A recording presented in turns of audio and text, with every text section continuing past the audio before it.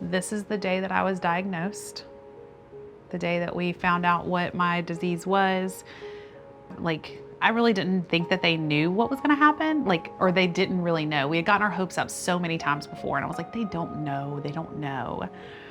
And it wasn't until we walked into Dr. Gallen's conference room and there were all of these scientists, all of these are scientists from all over the world who had done nothing but study my blood for years. And as I was shaking these grown men's hands, I remember shaking this guy and this guy. And as I was shaking their hands, they didn't speak any English and they started to cry. And I was like, oh my word, they know, like, this is for real. They really, really know.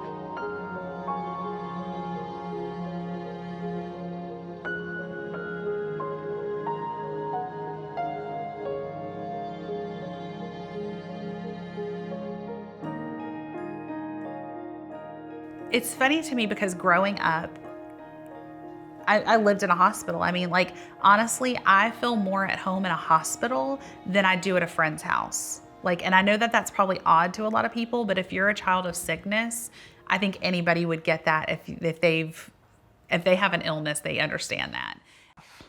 So I'm so glad that my mom did this throughout the year. Like, normal people have baby books. I have scrapbooks of health stuff, but I think it's really awesome. There's my little nursing staff. I used to call them the clicker ladies because I had to have my blood drawn all the time. They would use the clicker thing to click my finger, and so they were all known as the clicker ladies. I didn't know their real names. They were all the clicker ladies. But that's what Santa coming to the hospital. It's all kinds of great stuff. And so I was born healthy. I was born a healthy 9-pound baby, 10 fingers, 10 toes. Everything was great, what we thought. And then at 9 months old, I got my first bout of meningitis. I had spinal meningitis and got better. And then 3 months later, I got it again. And I got it again.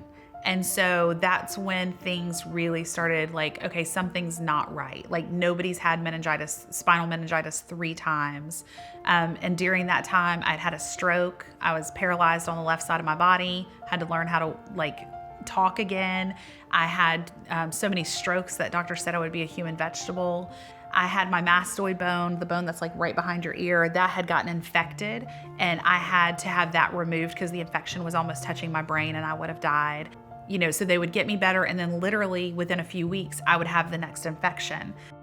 And so all of that happened before I was 4. So we were going to doctor after doctor, having test after test. Nobody could figure out what was going on with me. And so I had, my sister and I were playing, and I got a small cut on my left leg, and we tried to medicate it at home, but by in the morning it had gotten infected. And so we went ahead and went to the hospital, and they kept me for a week on IVs just to make sure that nothing would happen. So then once we got home, like, I just didn't feel right. Like, something wasn't right. And my mom had that mother's intuition of, get back in the car, we're going back to the hospital. And by the time that we got back there, I was in excruciating pain. So my dad scooped me up, he carried me into the hospital, and that's when my mom noticed that the back of my leg had started turning blue and green and purple and yellow. I had contracted gas gangrene and Clostridia septicemia, which are 2 very, very, very rare infections. And I was the first documented case to have the 2 together since World War II. And so this is when the doctors came to my parents and they said, well, you have 2 options. Either 1, you can go ahead and let her die, or 2, we can try to amputate her leg, but giving her less than a 3% chance to live. You're gonna have a funeral either way. Which way do you want her to look in the casket? And so my mom was like, you have to give her a chance. Like, we've seen her fight so many times before this, you've got to give her a chance. And so they started at my toes, and they started to work their way up to trying to figure out where the gases stopped. And they had worked all the way up to my hip. And I was in a coma, a drug-induced coma for a week, and then I was in my own coma for another week. And I woke up right before my 9th birthday. And so for the next 14 years, I became a human lab rat. And I say that in like in a loving, encouraging way. we went through 14 years. So I was actually 23 by the time that I was diagnosed with what was wrong with me. And so we found out that I had IRAK4 gene mutation. My body forms its own infections and doesn't know that I'm sick until I'm on my deathbed. I don't get the normal symptoms like you would.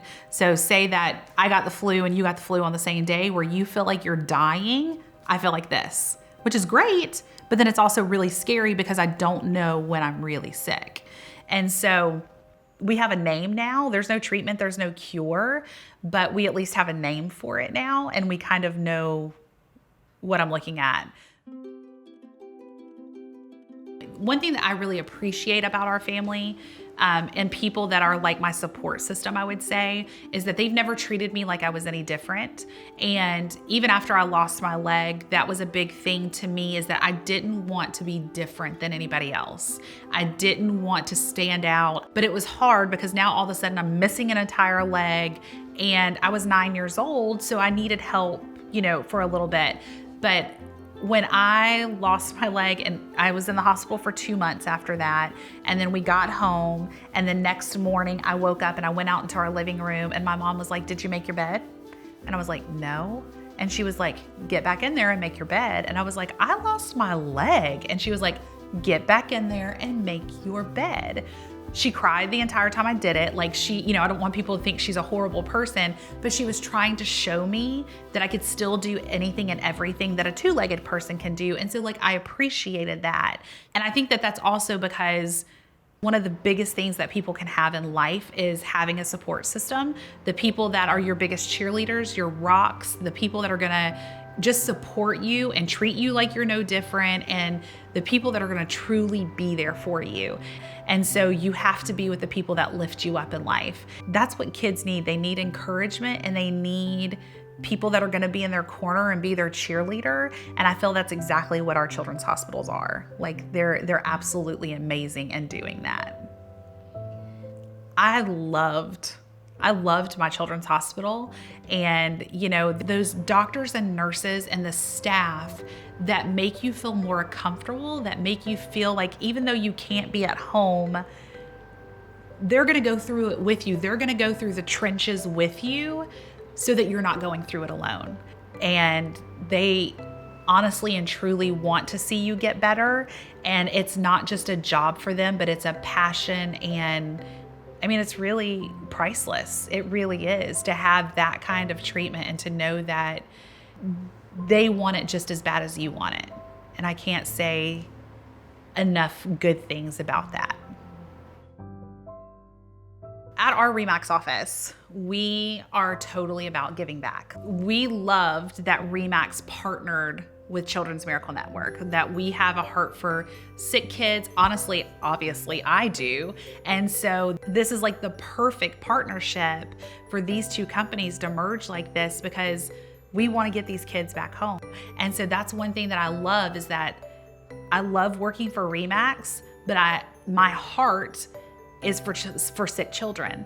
And so like, knowing that the two have merged together, like, that's what keeps us going. And so I love that it almost goes hand in hand. It's been so nice. It's been so rewarding too, because I've had so many people praying for me, and so many people that have been cheerleaders and encouragement through the entire thing. And like, people that I don't even know, or that I just meet on the street, and they're like, "I've been praying for you since you were 9 years old." And I'm like, how amazing is that? Like, to know that I don't even know that person, but they are actually like taking time out of their day for me, and they care about me that much, and they don't even know me. Like, that's just it's awesome. It's really, really awesome. You know, when you start getting lost and like, you feel like the world is so lost and so many bad things are happening, and then you find these like little nuggets of awesomeness. That's what all this is.